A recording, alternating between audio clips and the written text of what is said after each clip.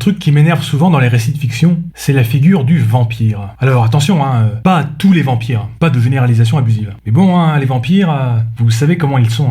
Ils passent leur temps à se plaindre de souffrir d'une terrible malédiction, celle de l'immortalité. Bon alors, déjà, mettons les choses au clair. Je veux bien qu'un vampire ce soit difficile à tuer, mais bon, si on lui coupe la tête et qu'on la brûle, là, a priori, il devrait plutôt avoir de tourments existentiels. Mais même en mettant ça de côté, faut quand même bien avouer que le vampire a le spleen très facile. Parce que bon, là, c'est pas comme s'il avait fait 3 fois le tour du monde, démontré la conjecture de Poincaré, guéri le cancer et créé une nouvelle civilisation intergalactique. Non, le vampire, il passe sa vie à se morfondre dans son manoir, et ensuite il vient se plaindre que son immortalité est un peu merdique, sans déconner. Et une figure qu'il est intéressant de contraster avec celle du vampire, c'est celle du vieux sage un peu facétieux. Donc typiquement, Yoda dans Star Wars, qui a plus de 800 ans. Le vieux sage a accumulé une grande expérience pendant sa longue vie, il a acquis beaucoup de sagesse, mais pour autant, ça ne l'empêche pas de bien s'amuser en faisant de grosses farces stupides de gamins de 5 ans. Bref, on a 2 types de personnages qui vivent plusieurs siècles, le vampire, qui est déprimé, malheureux et plutôt chiant, et le vieux sage qui est, très vieux et très sage déjà, mais qui sait également profiter de la vie comme un bon épicurien. Et quand on évoque la perspective de vivre plusieurs siècles, malheureusement, on pense plutôt au vampire qu'au vieux sage. Mais si on y réfléchit 5 minutes, ça a l'air plutôt cool d'être un vieux sage.